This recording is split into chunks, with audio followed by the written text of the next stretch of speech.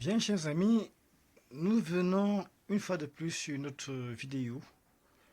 Comme je vous l'ai dit tantôt, nous parlons de téléviseur cathodique. De quoi est-ce qu'un téléviseur cathodique est composé?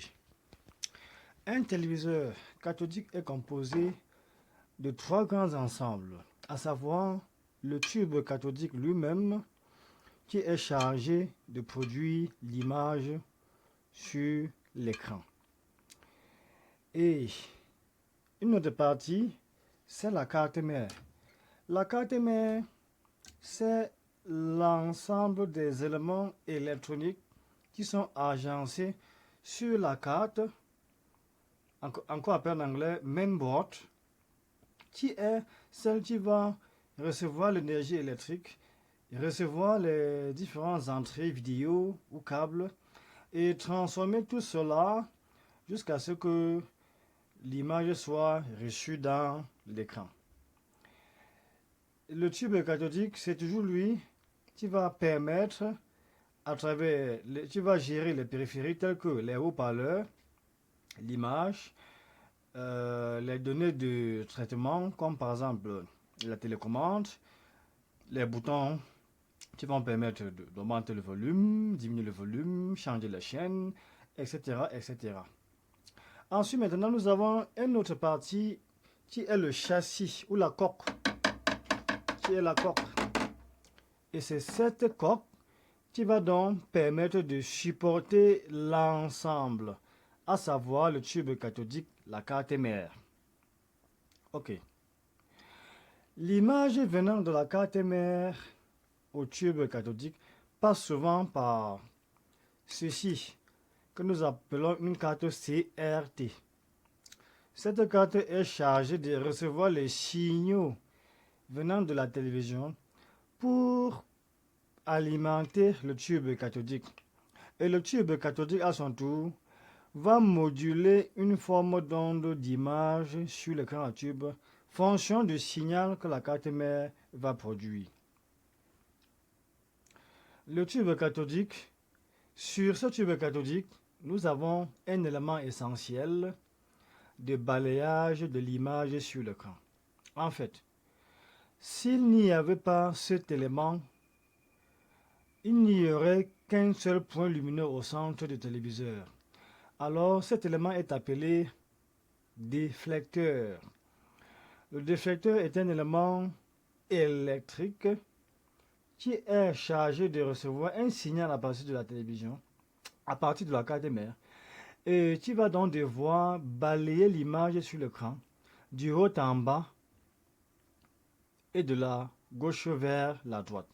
Ça veut dire quoi concrètement? Ça veut dire que l'image que nous voyons affichée à l'écran est une image qui est balayée du haut en bas et qui est également balayée de la gauche vers la droite.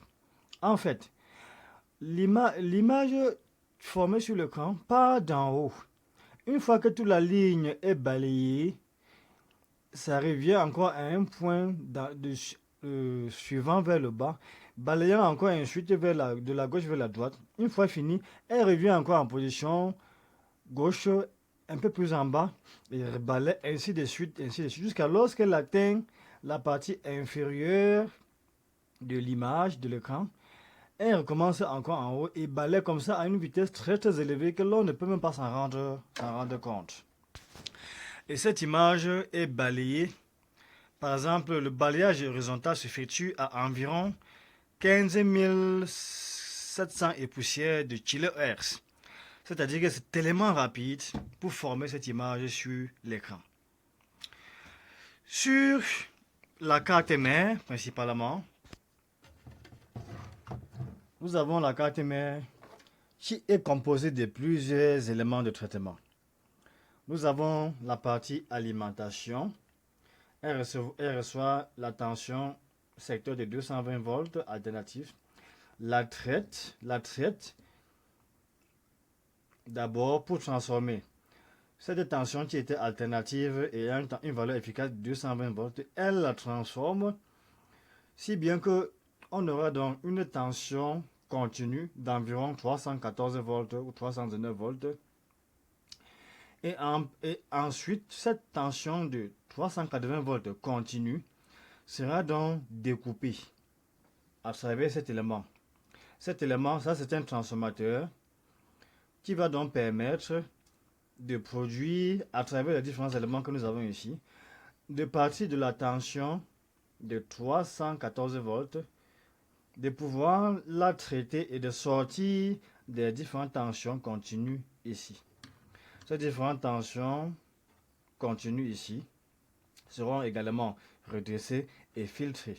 Et ensuite, elles seront dispatchées sur l'ensemble de la carte mère en fonction des valeurs des tensions que chaque élément aura besoin.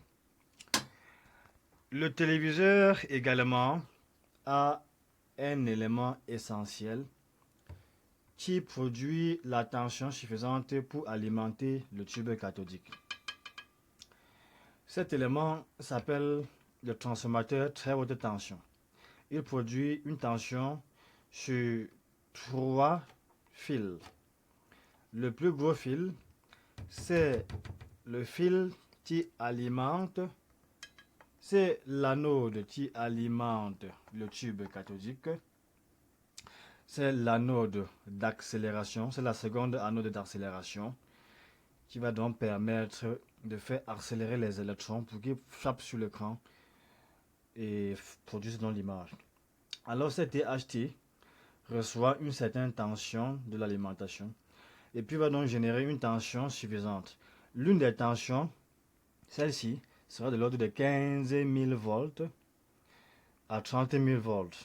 15 000 à 30 000 volts pour produire la tension pour la deuxième anode d'accélération du tube cathodique.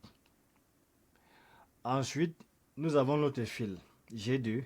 Cette tension, c'est la première anode d'accélération qui est connectée à travers cette carte CRT pour alimenter déjà le tube. Nous aurons un autre fil. Et cette tension est une tension de entre 2000 et 3000 volts. Ensuite, nous aurons ici un autre fil.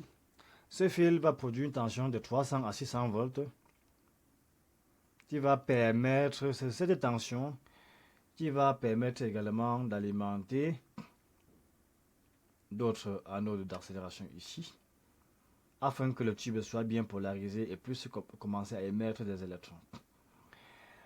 On va donc également jouer sur la THT à travers certains boutons qui sont sur ça, de pouvoir gérer ce qu'on appelle le focus, qui est la mise au point de l'image sur l'écran, et également de pouvoir gérer la luminosité, c'est-à-dire l'éclairage, la luminosité de l'écran. Alors, sur le téléviseur, après cette partie alimentation, nous aurons un élément qui sera chargé de balayer, de produire des tensions sur le déflecteur, car le déflecteur, c'est lui qui va se charger de produire des champs électromagnétiques qui vont pouvoir dévier le faisceau électron dans le tube afin que ces faisceaux d'électrons puissent partir de la gauche vers la droite, de partir du haut vers le bas. Donc c'est cet élément déflecteur qui sera chargé de produire cette tension. Et donc, il reçoit un signal de balayage horizontal et il reçoit également un signal de balayage vertical. Et c'est toujours la carte mère qui va donc produire ces signaux de balayage vertical et horizontal à travers des circuits spécifiques. Nous aurons la production de son. Donc, nous aurons la production de son. Nous aurons également le tuner. Le tuner est un élément qui permet de recevoir un signal haute fréquence à travers des antennes râteaux. Et il comporte en son sein des filtres de passe-bande, puisque le téléviseur a généralement 3 bandes, le VHF, le UHF et le VRIHF.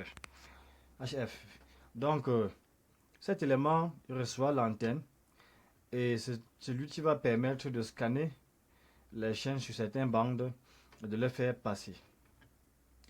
Une fois cet élément, qui est un filtre, passe-bande. Cet élément sera comme un séparateur. Il va séparer chaque signal qui passera. Il va séparer la partie, le signal vidéo du signal audio.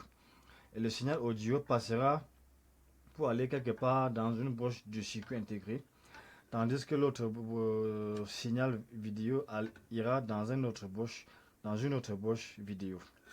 Et afin que le processeur puisse donc traiter les signaux téléviseurs, que ce soit les signaux d'un DVD qui passeront ici, que ce soit les signaux haute fréquence qui passeront à travers le tuner, c'est lui qui va donc gérer ces signaux pour qu'il les traite. Et ensuite, c'est lui qui va envoyer les signaux de balayage vertical, des signaux de balayage horizontal et tous les différents signaux que la télévision aura besoin. C'est encore le processeur qui va donc gérer et à travers la mémoire, une mémoire EEPROM, le téléviseur va pouvoir donc conserver les données qui sera introduit dans le microcontrôleur afin que le microcontrôleur puisse traiter les signaux du téléviseur. Que lorsqu'on programme, on paramètre, que ce soit le volume, que ce soit la distance, l'affichage sur l'écran, tout ce que l'on va programmer à travers les boutons, à travers les télécommandes, c'est lui qui va comprendre et traiter et sauvegarder aussi les données. C'est la raison pour laquelle vous pouvez allumer votre téléviseur, l'éteindre, et une fois que vous l'avez réallumé bien après, vous constatez que le volume est toujours resté sur le même niveau que lorsque vous éteignez votre appareil. Vous vous rendez compte que si votre téléviseur était sur DVD, que le téléviseur va toujours démarrer sur DVD. Si votre téléviseur était sur une chaîne HF et que peut-être la chaîne était sur un numéro quelconque, vous allez vous rendre compte que le téléviseur est toujours resté avec le même numéro. Les différents paramètres de l'écran sont donc sauvegardés dans une mémoire EEPROM. Et le microcontrôleur est donc chargé de traiter les différentes données et de produire par ailleurs les différents signaux nécessaires au fonctionnement du téléviseur. Mes chers amis, je vais vous dire que c'est la fin de cette vidéo pour ce qui est d'aujourd'hui. Dans les prochaines vidéos, nous entrerons en détail dans les différentes parties. Nous allons aborder de façon minutieuse les différentes autres parties. Ou dans ces différents ensembles que je vous ai parlé, nous allons encore décortiquer de fond en comble ces différents grands ensembles dont nous avons parlé. Je vous dis donc à très bientôt. Et ne ratez pas de vous abonner, car mieux vaut être abonné et activer également la cloche de notification pour ne pas rater n'importe quelle vidéo que je vais poster dans les jours à venir. Je vous dis à très bientôt mes chers amis.